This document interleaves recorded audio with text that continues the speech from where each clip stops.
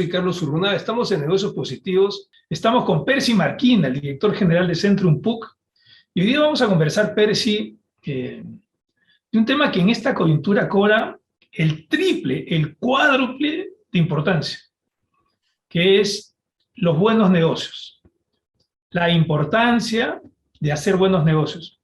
Y redoblaba lo primordial que resulta en esta coyuntura, porque el sector privado requiere en este momento de eso, un buen clima de negocios, de oportunidades de negocios, de buenos negocios, de escuelas que permitan que ese clima se construya, se arme, tenga frutos. ¿Por qué es importante generar ese clima de negocios? ¿Por qué son importantes los buenos negocios? Y cómo nosotros contribuimos a ese acercamiento muy importante en esta coyuntura de acercar al sector privado con el sector público y la academia, Percy. Bueno, antes que nada, Carlos, gracias por la oportunidad de entrevistarme y procedo a contestar tu primera pregunta. Bueno, lo importante acá es, para responderte con propiedad, es entender qué interpretamos por buenos negocios. Entonces voy a darte una pequeña introducción. Digamos, el entendimiento normal es que los negocios, como tú bien señalas, necesitan una serie de condiciones, ¿no? De confianza, estabilidad, predictibilidad, para que estos puedan desarrollarse. Entonces voy a decir, podría interpretarse que buenos negocios significa que los negocios vayan bien.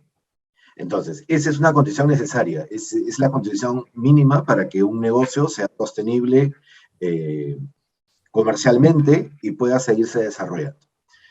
Cuando nosotros acuñamos el término de buenos negocios, lo que queremos decir es que eso es una condición necesaria, pero no es la condición suficiente.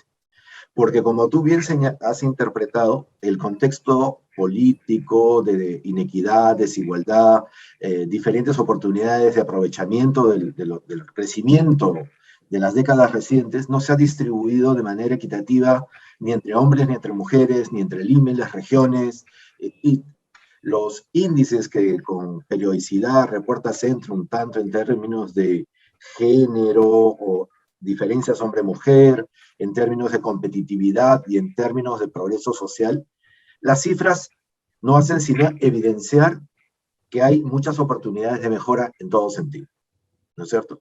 Entonces, cuando nosotros hablamos de buenos negocios, es que entendemos que el desarrollo prioritariamente en términos de volumen, de los niveles de inversión, de los niveles de creatividad, dentro del emprendedurismo chupeteriano y todos esos factores propios de la economía, se encuentran en el sector privado, quien es el motor del desarrollo. Lo cual no quita, obviamente, el rol promotor, el rol verificador de marcar los límites de este accionar, ¿no? De la actividad privada de parte del Estado, pero lo que buscamos es interpretar el sentir moderno de que el desarrollo de las empresas debe favorecer a todos sus stakeholders. Sí al accionista de todas maneras para que sea sostenible, pero no se puede limitar solo con el accionista, sino que tiene que incluir a sus colaboradores y principalmente a toda la comunidad asociada y vinculada. Algunos llamarían a los buenos negocios valor compartido, como lo hace Michael Porter. Otros lo llamarían capitalismo consciente. Otros le llamarían negocios con propósito. Lo que en el fondo de la propuesta es que para nosotros un buen negocio es aquel que es bueno para todos sus stakeholders y que todos quieren que ese negocio, que esa empresa, que esos productos que la empresa ofrece sigan estando a disposición permanentemente, satisfaciendo sus necesidades. Necesidades no solo funcionales, sino integrales, en un sentido amplio. Entonces, es una visión en la cual la empresa genera y contribuye al desarrollo y a la distribución y a la equidad y a una mejora de estos indicadores sociales, porque se plantea un propósito más amplio, más retador, ¿no es cierto?, que la sola rentabilidad económica de su capital. Ahora, Pasando del propósito que acabamos de tocar a la misión de la institución en esta coyuntura, y que tiene que ver con la visión humanista de la Universidad Católica, de Centrum PUC, y de impactar al individuo, a nuestros alumnos, para que a su vez ellos realicen los anhelos de sus familias y a través de ellos sean un motor de cambio. ¿Por qué en esta coyuntura, Pérez, que hemos estado mencionando, para lograr esa distribución, ese impacto positivo en la sociedad, es fundamental resaltar y subrayar este punto, impactar al alumno para que impacte a su vez positivamente a la comunidad? Porque entendemos que los procesos de cambio, para que sean sostenidos, para que se generen, para que no sean transitorios, requieren una modificación al interior de la persona, en sus tres niveles. A su nivel personal, a la hora que toma las decisiones, a la hora que decide dónde invierte, cómo remunera, ¿no es cierto? ¿Qué tipo de atributos le confiere a su producto? Son decisiones que el gerente tiene que tomar. Entonces, el primero que tiene que cambiar su mindset, integrar a los stakeholders en su toma de decisiones es el individuo, el gerente, el actor, el ejecutivo. El siguiente espacio de transformación, porque somos parte de una sociedad y de un colectivo, es que la institución más inmediata de la que todos somos parte, como la querramos definir, es nuestra familia, ¿no es cierto? Entonces, aquellos con quienes estamos cotidianamente vinculados familiarmente, con quienes vivimos, no vivimos, son nuestros hijos, nuestras parejas, nuestra familia ampliada, como la querramos definir, ¿no es cierto? Independientemente de su orientación, su género. Tu unidad familiar, ¿a quiénes sientes tú como los tuyos? Entonces, ese cambio personal se tiene que vivir, trasladar y vivir en tu unidad familiar, porque tú estás contribuyendo a inculcar, trasladar este mindset renovado a tu entorno familiar. Y entonces tú mismo tienes que ser consecuente con tus familiares, con tus hijos prioritariamente, que ellos vean en ti el modelo de lo que tú estás hablando. Tienes que, lo que decimos, ¿no? Tienes que walk to talk, o sea, accionar y vivir lo que hablas. Y en el primer espacio donde lo tienes que vivir es en tu hogar. Entonces no puedes hablar de sostenibilidad, de creer en valores y cruzarte el semáforo, ¿no es cierto? Creo en la ética, pero me cruzo en la cola, etc. Entonces, tu segundo espacio de responsabilidad es tu familia, ¿no es cierto? Y el tercero, pero no por ello menos importante, es tu comunidad, tu empresa, tu comunidad a la cual sirves. Entonces, el ser humano en el fondo del cambio, en el fondo de la propuesta, pero también en el fondo del impacto. Esta visión que queremos brindar en Centrum es que, si bien promovemos el cambio social, promovemos una equidad y una justicia distributiva mayor para todos, pero centrada en el ser humano, ¿no es cierto? Y si quieres, esto está también alineado a una corriente muy reciente, internacional, ya incluso legislada, que es la vinculación de las empresas y los derechos humanos, donde nuevamente lo que uno procura analizar es cómo impactas a la persona a través de tus acciones empresariales, porque los derechos humanos también tienen que ser respetados y promovidos al interior de la organización, no contratando niños, procurando mantener una equidad, no participando en actividades vinculadas al soborno, a la ilusión, etc. Entonces, esa es la diferencia. Poner en todo al ser humano al centro de nuestras decisiones. Ahora, hemos tocado el propósito, la misión, un principio humanista. Quería tocar contigo un principio de Centrum, que es pensar global, actuar local. ¿Y por qué quería tocarlo? Porque en esta coyuntura de pandemia estamos todos ensimismados, estamos todos recluidos por razones obvias, la pandemia y el temor al contagio. ¿Cómo volver a pensar global en este mundo pospandemia? No sé si decir pospandemia, pero en este mundo que sale lentamente de sus temores, lentamente de la pandemia, y esa necesidad desde siempre de integrarse con el vecino, con los vecinos, con las comunidades, con otros países, con otros continentes, que hoy día está un poco afectado por razones obvias. Sí.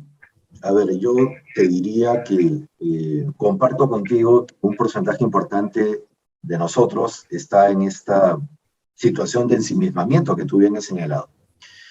Pero también te diría que los líderes que buscan ser sostenibles tienen que haber aprendido de la pandemia, y creo que lo mínimo que tienen que haber aprendido es que no somos entes aislados ni individual ni territorialmente. Lo que la pandemia nos ha evidenciado es que ahora tenemos riesgos sistémicos, globales, universales, que no distinguen de territorios, de modelos económicos, de tipos de gobierno. O sea, nos mojamos todos por igual, todos estamos en el mismo bote. Entonces, eso te marca un cambio totalmente radical a lo que podía haber ocurrido en siglos anteriores. El proceso natural de globalización, de confluencia de mercados, de movilidad de la gente, ha hecho, aunque existan límites territoriales, ¿no? Todavía funcionando, en la práctica, la movilidad de las personas, la integración de los negocios y la interacción de estas oportunidades y riesgos son globales. No por gusto estamos terminando el desarrollo de la COP26 y decidiendo si tomamos colectiva y mundialmente alguna decisión frente al cambio climático que nos afecta a todos, y para remate, a uno de los que más nos va a afectar es a nosotros los peruanos, ¿no es cierto? Y no depende de lo que hagamos o no hagamos nosotros, depende de lo que hagan el resto. Igualito nos va a afectar, estemos sentados en sí mismos, nos va a afectar igualito. Entonces, por esas consideraciones, el líder tiene que tener, y el líder de negocios, tiene que tener una mentalidad global, porque tiene que analizar todos los impactos globales que le van a afectar.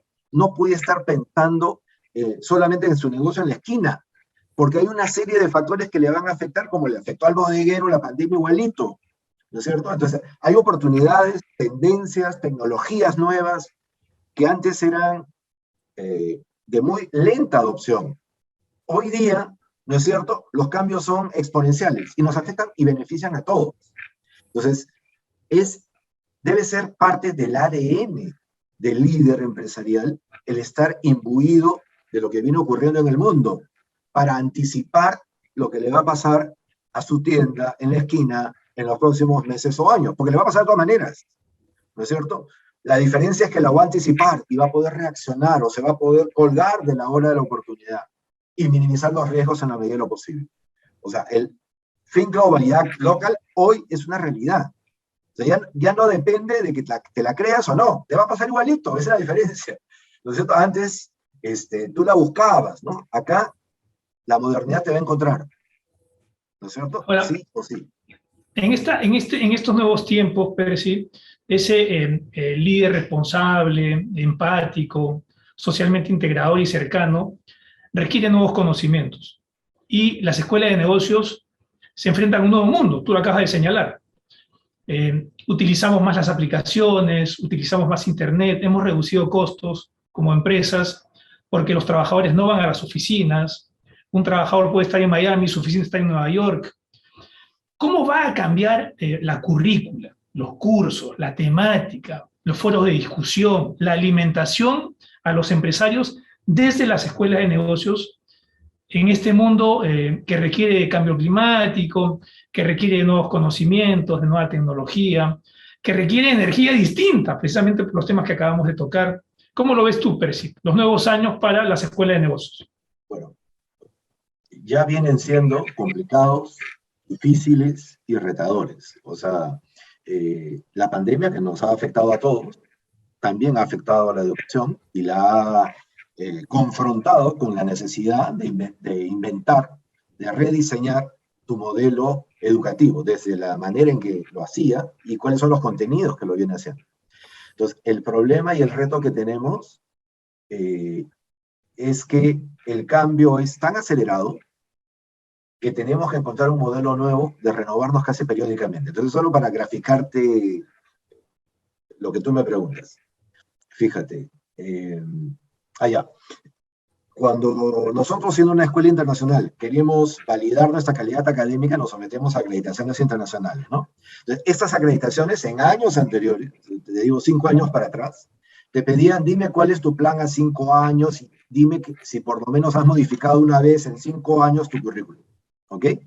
Eso hoy es impensable, pues, porque simplemente cada 6 meses tienes que estar cambiando el contenido de la currícula, porque la cuarta revolución industrial, los nuevos conocimientos, los impactos de la tecnología, las nuevas necesidades sociales y la sostenibilidad van haciendo emerger la creatividad por un lado y la necesidad de conocer más cosas y más cosas y más cosas, ¿no es cierto? Y el tiempo en el que tienes que proveer de todo este instrumental al alumno, digamos, es el mismo. E incluso las necesidades te piden que sean en el menor tiempo posible y la aplicabilidad más rápida posible. Ese es el reto, de tener un sistema suficientemente ágil y dinámico, ¿no es cierto?, para poder seguir cumpliendo con tu promesa de mantener vigente, informado, capacitado al directivo, para que tome decisiones. Te diría que hay un trade-off. La necesidad de mayores temas, o sea, ejemplo, un directivo hoy que no sepa de transformación cultural, de transformación digital, de las oportunidades de la cuarta revolución industrial, de los temas de comercio internacional, y sigo en la lista y no he acabado, es lo mínimo que tiene que conocer. Además de todo lo que ya se enseñaba, las bases de la matemática, de las finanzas, a todo eso le sumas más complejidad, más información, que es innecesario, o sea, es insustituible que las adquieras. Pero simultáneamente a eso, por esa vorágine de información y de necesidades, lo permanente hoy tiene más valor. Porque finalmente todo eso es información.